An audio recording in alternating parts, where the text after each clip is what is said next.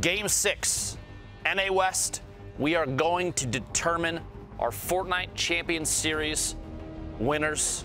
The last region, the very last game. The battle bus is out and players are descending to their drop spots. Early aggressive play. Hopefully you can find a weapon or assistance from the teammates. Imagine all three dogpile here in a second. Maybe a push on the outside. There it is. And it's Zedek who opts to go to the opposite side of the map and does not find success doing so. There's no place to hide here on the edge of the cliff this time. He is now put them into a 3v2 situation. Barl, very, very weak.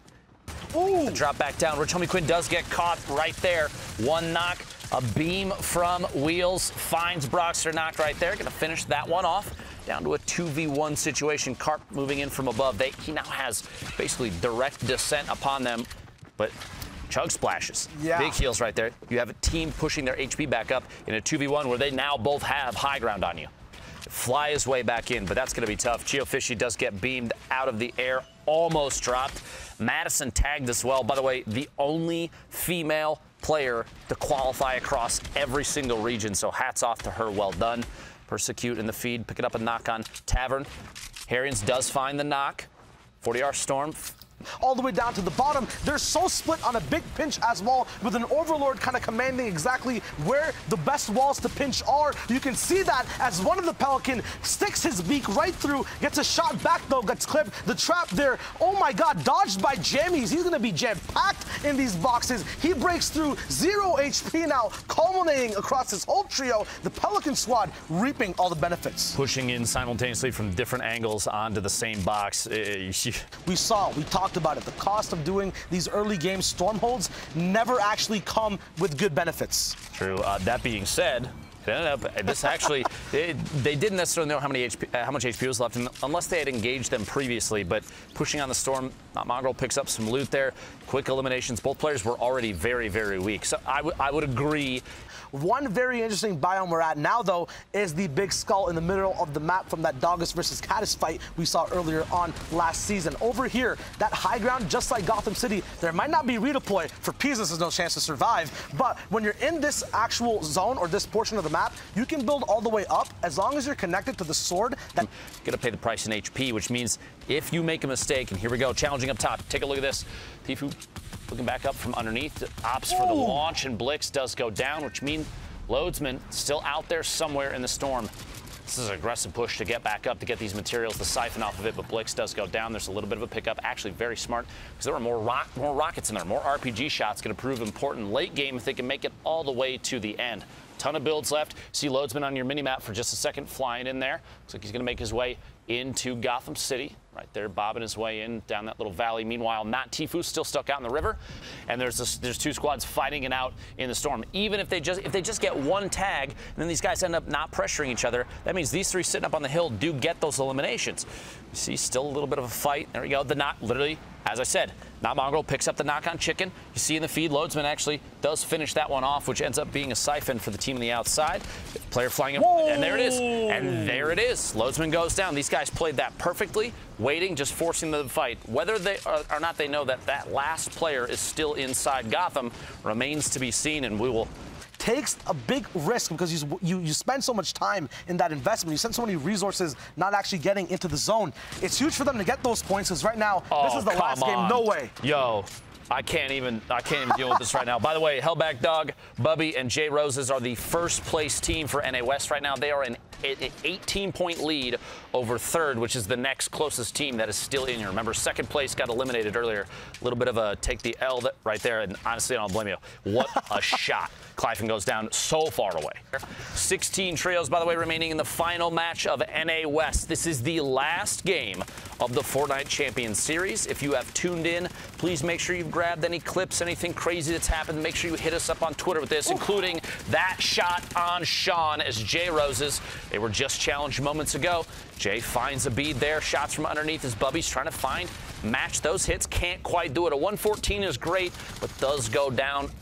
Trade that may not be worth it in the grand scheme of things. They are, in fact, by the way, fighting. This is a first place versus third place battle of the leaderboard in these boxes. Hellback Dog going to have to drop down. This is literally going to make the difference potentially between a first and second. For the team in third, we will see Sean Aiden and Psalm there. Hellback Dog gets dropped. Symmetrical pushes in. We have another team rolling in as J Roses is left out by himself. It seems that when Hellback Dog goes down, the top dogs of the server come rolling in, hungry to see what they can eat and gain off from points for the rest of this game. Once again, the ripple effect, I will mention it every game. This is the last time, though, since it is the last game. Eliminating someone in first place makes it so that it's so much easier for you to catch up. It lessens the chance for them to get points. Right now as well, this zone, some of the most interesting gameplay you can see based on who has an advantage. It's a big mountain with low ground. The possibility of a bounce back either way could prove monumental for anyone up top on the mountain or anyone on the other side of the zone. It's a very big 50-50 risk. Once you know that quote is going to get memed on Reddit. You see the most interesting gameplay, and we're watching J Roses basically bide his time. That being said,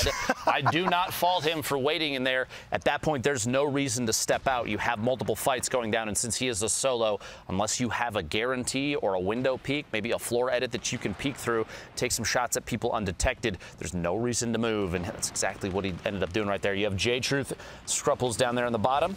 Not Mongrel, Tifu, and Booga. Gonna hold this edit. Watch this combo right there. Big hit inside to the wall. Looks like some 116s from the rocket.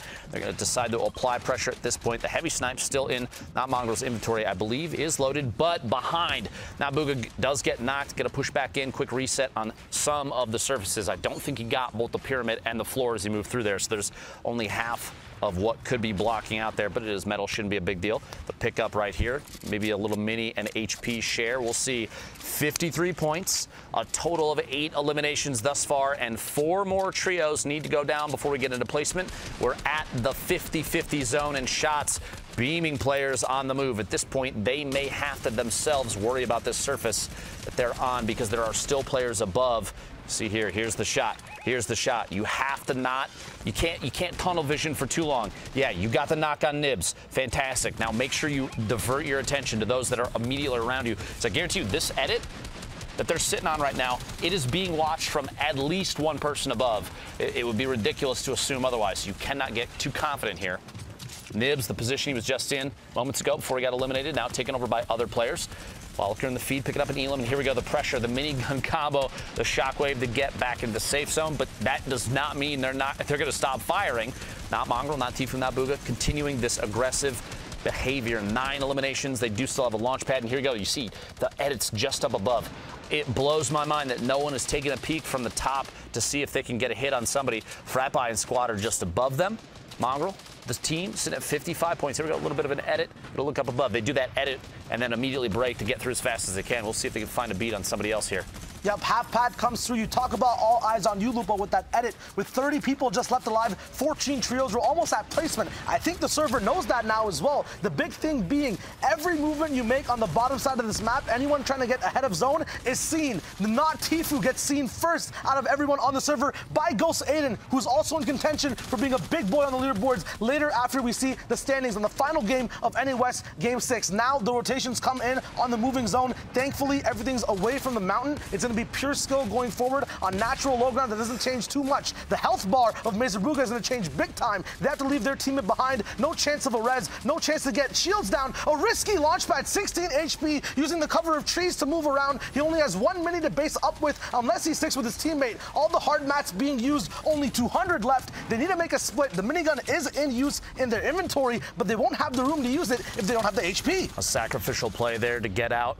Down to 2 players left. Not Mongrel sitting at 6 eliminations and still about 140 HP. Meanwhile, Liquid Riversun, Cease, and Elevate from 100 Thieves get the knock. Makin goes down. The elimination. Siphon comes through, pushing out and making this tunnel happen as they try to track down as many players as they can on the move. Everybody's got to go north. Cease down to only 82 HP. That one shield right there as well. Going to move through, follow Elevate. You want basically Elevate to be the front of this steam engine, pushing through to the next section of builds. And Cease 113 now. It'll look back, make sure nobody's following a very intelligent play. And that right there is huge for trios. He doesn't have to worry about what's in front. His job is to watch behind, and he does an excellent job. Nobody's back there, but he does have a chance right there for just a second. Maybe a little bit of a pre-fire on the shotty. Finds a teammate knock, but the shotgun comes through, and Aiden goes down. The remainder of that trio is eliminated. Riversun does have to be sacrificed to the storm.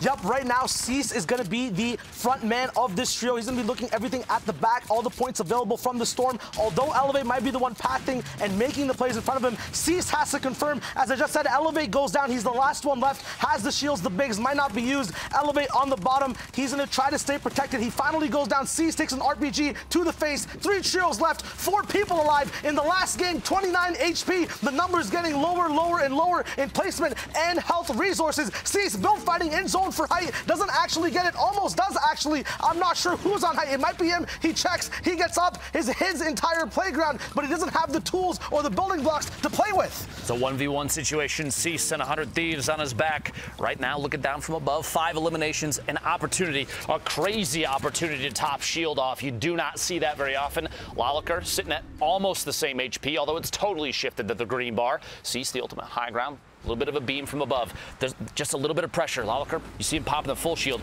Cease might hear the audio cue and know that this is going to be a 100-100 player in just a minute. We will see. He's going to have to find a big pump shot. We've talked about it repeatedly.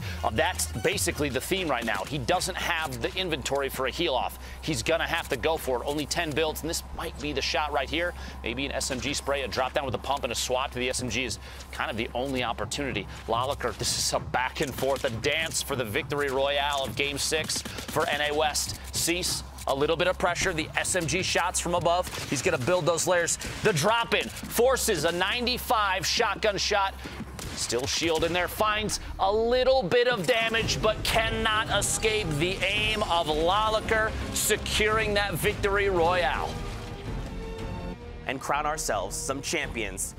There you go. The final moment again, we talked about a front runner, somebody leading it out. We saw Cease at the last moment. Lalaker was able to clutch up, but the 4-point differential, the 1v1 for the Season X Championship. Lalaker clutches it up in the final moment to deny Cease, Riverson, and Elevate the chance to take away the title from the upstarts, the underdog, no longer held back dog, GTE dog, Kevin Sleepy, Jay Roses are your NA West Season X champions. 77 points, $120,000 across the 3 of them, and nobody could have predicted that. The teams right underneath them, sure. So you told me Cease, Riverson, Elevate were in second?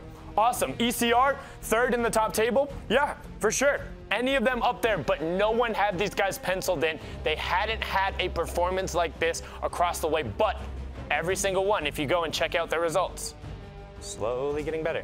Slowly getting better, climbing up the hill. And I mean, it's nice to see that as somebody out of absolutely nowhere come all the way up, both in OCE and in NA West, 2 regions where we had penciled in favorites. They were able to top